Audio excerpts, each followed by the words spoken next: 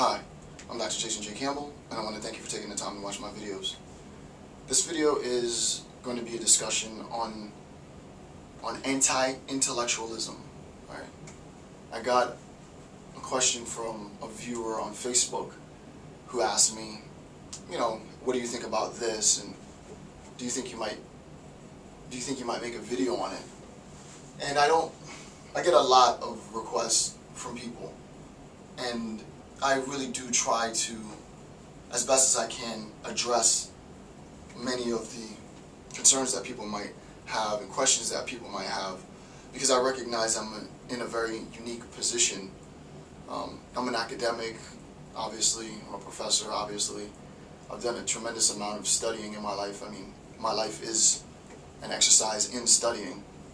And, I think it's cool that I have an ability to meet the demands of my viewers by facilitating a global cyber discussion on topics. A topic like anti-intellectualism is something that sort of piqued my interest, so I decided to make a video response to this. I don't make video responses frequently, but it was engaging enough, and I've had time to think about the many layers in a very formulaic way for at least a week now. So to begin, I want to evoke the spirit of curiosity. I want to evoke the spirit of academic curiosity, right? I want to sort of set the stage in this discourse of curiosity so that the analysis into anti-intellectualism is, for me, going to be rooted in 4 layers. For the purpose of this sort of informal cyber discussion, the layers will be contingent and dependent, right? Layer 1 exists as curiosity. Then there'll be 3 layers below that. And the deeper we get, the more, hopefully, if I do my job right, which is to facilitate public discourse on rather complex ideas, you'll have at least a better understanding of how I interpret it, right? And I've been thinking about it quite a bit. So that the idea is, there is a resentment, there is a danger, there's an inherent danger in curiosity. The adage is, curiosity killed the cat. Luckily, cats have 9 lives, but it was in fact curiosity that killed the cat. The cat was killed by its curiosity. It's a warning, right? It's an omen. That inquisitive nature that we have as children will lead the child to put his or her hand on the stove and burn his or her hand. Right? Curiosity is represented in sort of folklore and mythology, a lot of which I read. This book, Joseph Campbell's The Hero with 1,000 Faces, epic book. I've read it too many times to count. Very, very heavily notated, just like a random page. Like, there's notes everywhere. Like, this book is super key. A lot of the response to the question is going to come from this book. I incorporated this book heavily in my dissertation. The idea of curiosity in terms of a diversity in our social narratives, in the myths that we tell ourselves globally, the myths, unfolds as a character is called into a new ethos, into a new world. And it's usually by 2 things in a mythological sense. It's usually by the enticement of either a fawn or a deer, by a nymph. It's enticement, right? If it's a sailing discourse on the ocean, it's the mermaid. If you're in the forest, it's the nymph or it's the deer. And in order to go into this new world, in order to become part of this new world, it is the requisite condition that the investigator be filled with this desire to satisfy that curiosity. The, if you will, anti-intellectual, right? The individual who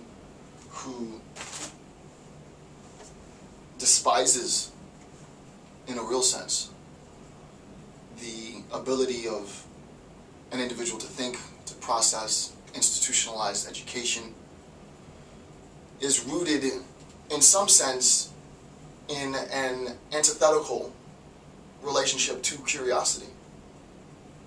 Right? If you really think about it, right, you can't say that you are, or describe a quote-unquote movement as being anti-intellectual if we first recognize that part of being intellectual is having the desire and the drive and almost manic compulsion to satisfy your curiosity. So that the anti-intellectual movement, the anti-intellectual as an individual, in a very real sense, if they are honest and consistent in their position, has to want to suppress that drive to satisfy curiosity. I just came back from Oxford, England, like 2 days ago, and to say that it was an amazing experience is an understatement. I'm a kid from the projects, you know. I lived in desperate poverty for years, for all of my childhood. And it is amazing. Their words can't even express how strong the spirit of curiosity is in Oxford, England, as a city. It's thick. It's very thick. You can feel it. They have a library bigger than most buildings in Miami, where I live, Fort Lauderdale, that houses something like 10 million books, and they built this entire edifice to hold books. We went on a different part of the tour, and there's students from the many colleges in Oxford defend their oral defenses in a building that was constructed for the purpose of oral defense. And it's an enormous edifice again. You can tell where a population places its emphasis by the buildings that they erect. And it's undeniable that, at least within the city of Oxford, the spirit of curiosity has led to the erection of some of the most elaborate and gorgeous and amazing architectural structures on the planet. And I'm not exaggerating. And they all serve the same function: the advancement of knowledge. So it was a nerd's orgasm to be in just the proximity of such magnificent respect for education. It is humbling, to say the least. So the idea is, there is a sense in which curiosity leads us. Some of us, not all of us. Everyone isn't curious. Right? The antithesis to curiosity is a bit of the mechanical everydayness of our existence. There is a sense in which curiosity is diverted in a sense based on the will. Curiosity is diverted away from the drum, the procession, the mechanization. Right? Curiosity, it proceeds at its own pace, right? So I want to stop here before I get to the next level and just read a bit on Icarus. This is a very sort of in medias res, right, in the middle of the action. Soar on the wings I have given along the way that I lead you. Your only task is to follow in safety through trustworthy guides.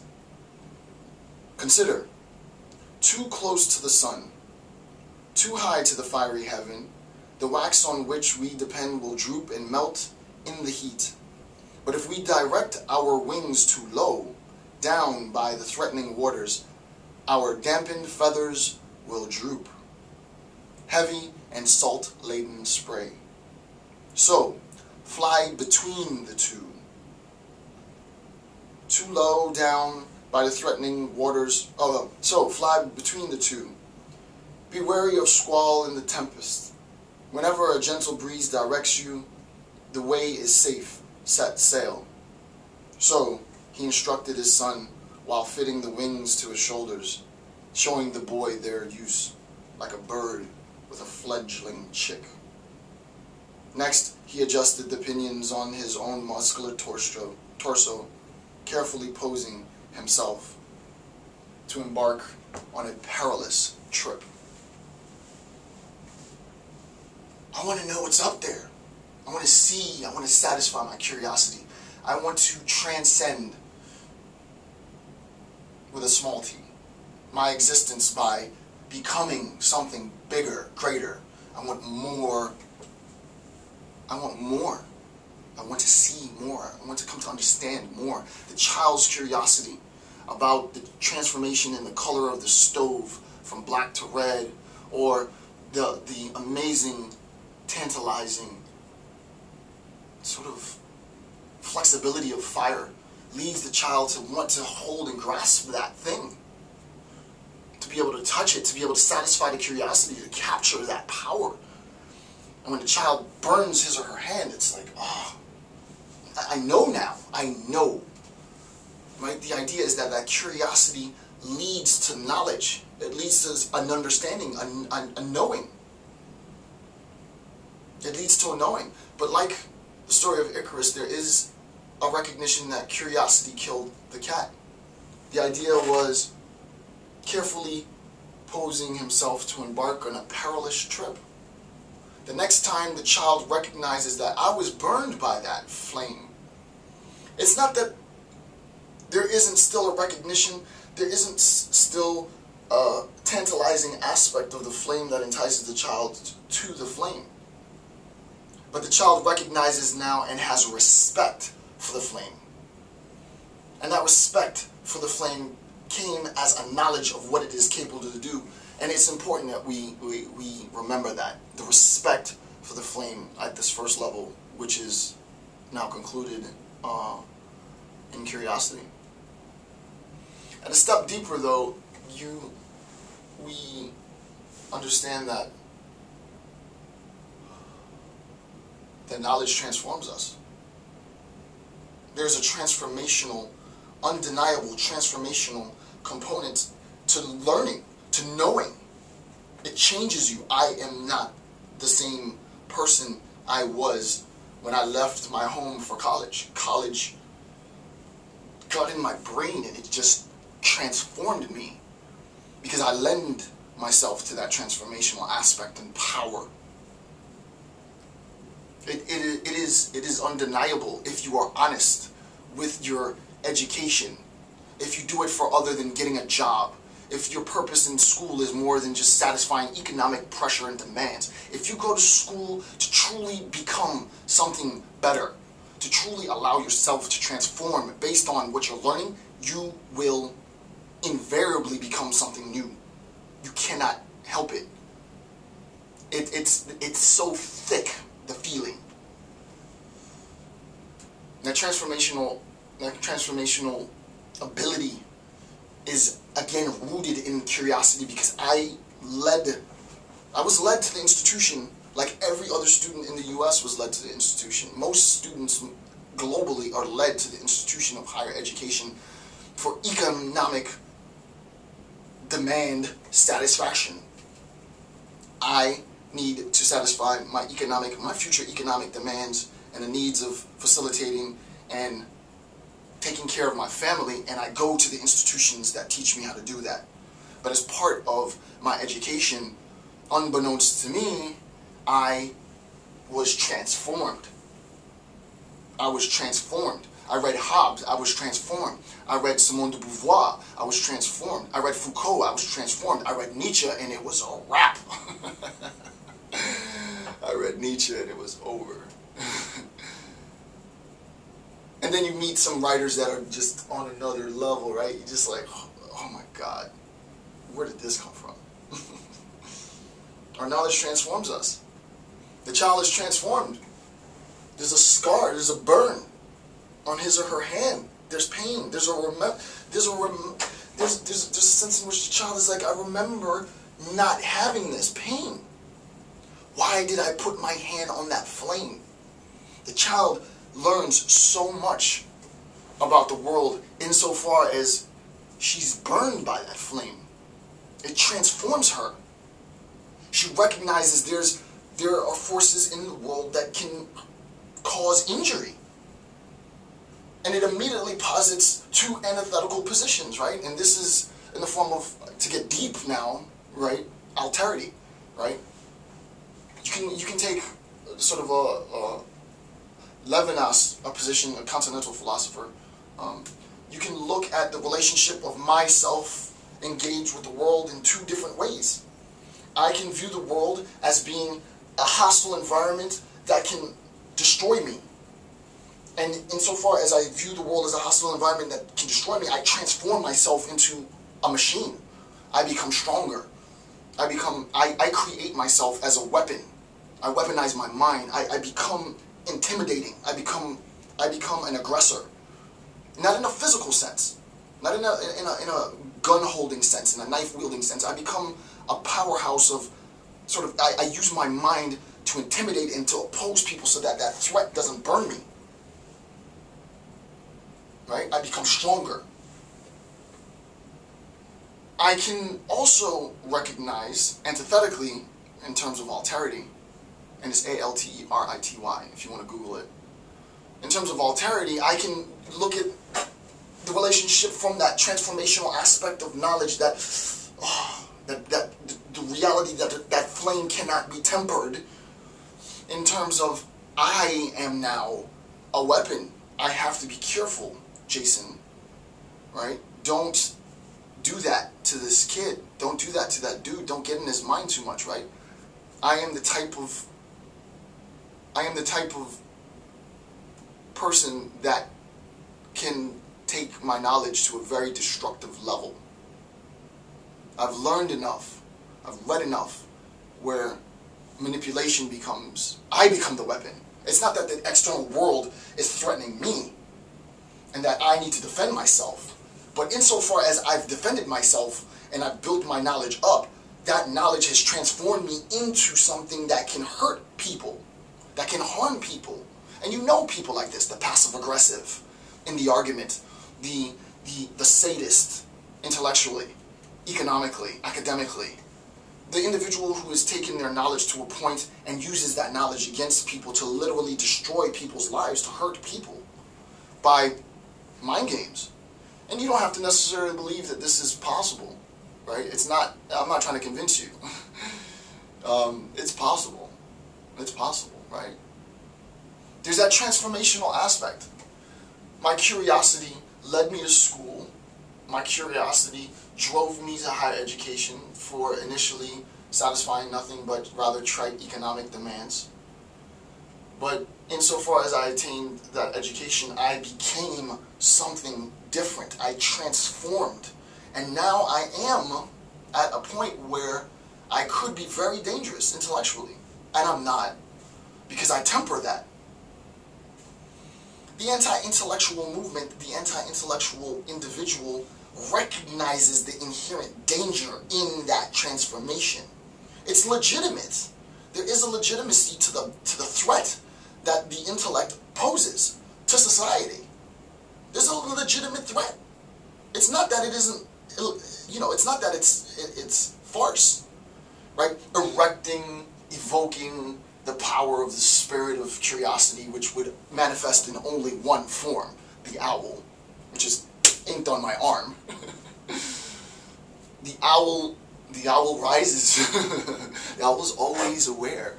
You can imagine, oh my god, it would be so awesome to see it like animated, like an owl, massively huge, like mountain-sized owl, like flapping over the horizon, wings from north to south. You know, the sun behind the owl, it rises to the top and its head just spins 360, right? It's just, oh, it's so beautiful. It's a transformation, but it's very, very dangerous. The anti-intellectual movement doesn't have to be this rather simplistic, you know, oh, those academics are snobs. I mean, that's, you know, I don't lecture on that sort of freaking rather trite and boring, mundane level. There's legitimacy, right? There's intellectual legitimacy to every stance. So there's no sense in which I would undermine or depreciate the anti-intellectual movement, if you will, quote unquote. Academics need to be kept in their place at times. Don't get so full of yourself. What happened to Icarus? What happened? The pride before the fall. Hubris. Oh, I'm Dr. Jason Campbell. I just came back from Oxford. I'm so smart. Look at me. Everyone, look, I'm so smart. Look at all the things that I can do. And then the fall. There has to be a sense in which you, as an individual academic, temper the ego. I am still that little impoverished kid from the ghetto. I will always be that kid from the ghetto who didn't know shit about anything. And you temper your ego, right? Insofar as that's there, that's capable, then the individual intellect as personified, or intellect as conceptually framed, is tempered. And this is where the very, very curious and inquisitive child returns to the flame, so that that flame can be tempered, so that that flame can be controlled. I wonder how I can control that. I want to be able to control that fire because it burned me. But now when I return to the flame, I have to return to the flame with not just curiosity, which initially engaged me. I have to return to the flame in terms of an understanding of the respect that I must have for the flame, for the unknown ability of that thing to destroy me, or after I've mastered it, to destroy others. So that's level 2. Curiosity, transformation. But level 3 is where it gets scary. And this is why those who are anti-academia, anti-intellect, they do have legitimacy, because many people get to this level, you become the expert, you learn how to do the things that most people can't do, you learn the complicated bits of logic or math or science or what have you, and you recognize the implications, right? My heuristic mathematical analysis in my non-monotonic logic series, that stuff is immediately applicable to I mean, it needs some tweaking, but to algorithm programming. And you know what you can do with algorithms. You can erect humongous economic edifices with it. You can program rockets to fly and kill people, right? You can do a lot with that. It's a foundation, it's a substrate, but, you know, I don't go into any great depth. Well, in that series, in my non-monotonic logic series, I actually did go into quite a bit of depth. It was rather advanced, but the idea is it's the substrate. It's the beginning of a field of study that readily lends itself to destruction. And what happens at the third level is that those who don't have the ability, those who don't have the mental faculty, but do have the capital, if you're into money, or do have control of, and I don't say control of the media in some freaking, you know, Illuminati sense, PR folks and, people who work for television, if you're not enticed by money, but you're enticed by fame, the academic gets to that point and then it becomes, oh my goodness, look what he can do. Let's entice him. So that we can control his or her mind. So that I don't have the ability to temper the flame. I don't have the ability to temper the flame, but I can entice those who do have the ability to temper the flame and control them so that their mind now is owned by me.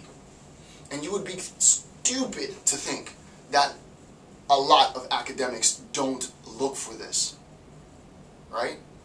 There's a sense in which, wow, I've become the guy that people seek out to entice. I'm a kid from the ghetto. I'm not supposed to be anybody. I'm not supposed to amount to shit, as my old man told me.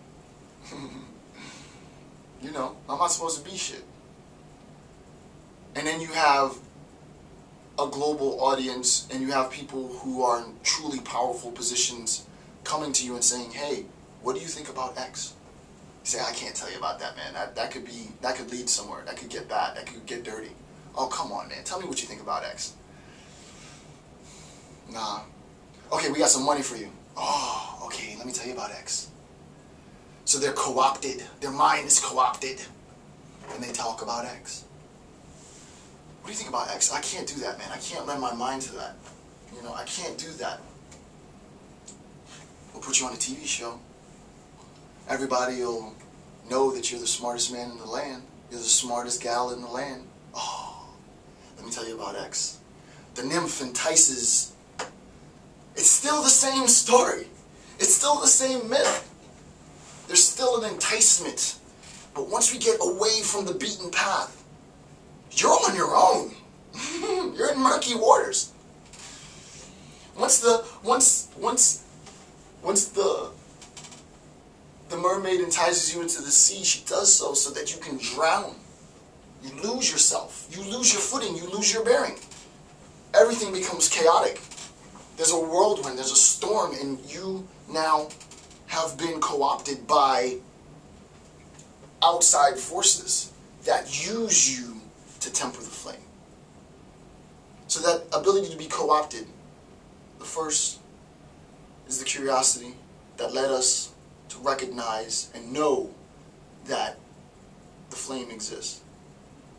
We recognize then that that awareness transforms who we are. We become something different. And insofar as we become something different, we recognize the threat to us and the threat that we pose.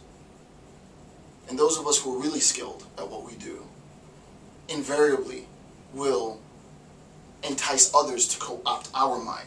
I want his mind. I want to control his mind. And to varying degrees we accommodate that. But the question becomes, why the intent to control? Why the intent externally to co-opt the mind of the intellect? And this is where there is the most ultimate legitimacy to, if you will, an anti-intellectual movement, is because the mind of the intellect far too readily is weaponized. Far too readily is the mind of the academic weaponized. Dr. Campbell uses his expert knowledge of, and it is expert knowledge, of modal logic to weaponize it against people for the purpose of profit, for the purpose of control, for the purpose of power, for the purpose of inherent sadism. He does it. Why does he do that? Because he was enticed. Dr. Campbell wants money, give him money, give him money. He wants fame, give him fame, give him fame. I personally want neither. I have a more carnal desire, but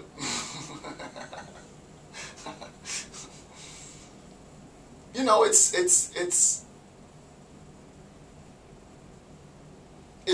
difficult to be on this side. It's not easy. People don't understand. As an academic, it's not easy, I'm telling you. Because you'll find academics who write about the same stuff. And I'm not knocking my colleagues, right? But in a sense, oh wow, that's what will get you rich, so let's write about that. And everybody writes about that because everybody wants to get rich. So all the academics produce the same stuff. Oh, it's not wealth that you want, it's fame? Oh, well, write about this. And all the academics write about this, and then they become famous. So that there's a legitimacy in an anti-intellectual movement, because if we mean by intellectual, which is the ultimate presupposition, the individual who asked me the question assumed a very static definition of intellectual, and it's a rather dynamic conception, and an even more dynamic definition. If by intellectual we mean the personified public intellectual as being blah blah blah, then there is a rather stock character. There's a rather stock character. And these characters lead, and we see them on TV, and we see them with big homes and money and power, and you know. And I'm not knocking it, and I wouldn't say that there isn't some enticement that I see there for myself. But for me, I am still that kid from the ghetto. I will always be that kid from the ghetto. I go to Oxford and I take a picture on the side of the road. Quick, segue. I give a cabbie. I forget what it was like 20 pounds, 15 pounds to drive outside of the city of Oxford, to enter back the city of Oxford, because I want to take the picture in a suit next to the freaking sign that said Oxford 4 miles away. How ghetto is that? What academic goes to Oxford? And then the cabbie came outside and I gave him like a 5-pound tip to shoot the picture, and we're like knee high in freaking knee high in grass. Like, academics don't do that. That's so ghetto. What a ghetto picture. I do this deliberately, and I don't tell too much of my own personal sort of motivations, but I do this deliberately because, you know, that excludes me. A picture like that immediately excludes me from inclusion in high society. They don't want people like me, right? Guys who take pictures like that aren't the type of guys that get invited to the really elite stuff. Right? They don't want to be, and I'm not saying people at Oxford, obviously, right? I'm not saying that. My experience there was nothing short of spectacular. I'm just, you know, high society. They don't want to be affiliated with people like that. Anybody who would take a picture on the side of the road in a suit in knee-high grass, that's the ghettoest picture you can take. I took that picture specifically to exclude me from the group. I don't want to be in your group. I don't want to be in your group. That picture is a guarantee that I won't get the invitation, right, to be in the group, because there's something about him that's a little off. We would otherwise invite him, but he's not playing the game we want to play. So no, he's not in our group. Great. I didn't want to be in your group anyway. The mind is immediately susceptible to weaponization, and how many times have scientists, how many times have academics, how many times have social scientists led their minds to the destruction of humanity, to the destruction, to the suppression of other people? Why wouldn't someone be antithetical to academia? Why wouldn't someone say, I don't want to be part of that? That institution is dangerous. That institution leads to destruction. That institution leads to suppression. There's legitimacy to that. So there is legitimacy to an anti-intellectual movement. There is legitimacy to the claim that I don't want to send my children to college, because college will transform you. But there's also a ridiculous aspect to believe that the only transformational character of knowledge is one of destruction. That is absolutely obscene. Just logically, that's ridiculous. It isn't that generalizable. It's not a universal claim that those who attain academic education that transforms their life automatically then co-opt themselves to destroying and suppressing others. That's insane. That's stupid. It's just flat out dumb. No, some of us do the opposite. We create. We create. We inspire. We empower. We mobilize. Right? The antithesis to the destructive aspects of transformational education is the creative aspects of transformational education. And it's almost never the case, though there are some instances where an individual academic is wholly destructive or wholly creative. We, as members, I, as a member of the intelligentsia, we walk a very fine line between destruction and creation. And yes, we will have people who want to co-opt our intelligence. And it's a case-by-case basis. Today, I'm in a very destructive mood. And the timing was right, and I led my mind to that. Oh, I felt bad. I shouldn't have done that. I see where that could go. They could potentially weaponize, which is the last level. My idea is, I do something good. I create something good. I empower. I throw my videos up for free. I help people. The demons call me again. And I'm back there, using my mind for something bad. It's just honest. Right? So there is a sense in which, to sort of conclude this video, there's a very serious legitimacy to an anti-intellectual movement, a person who despises education, right?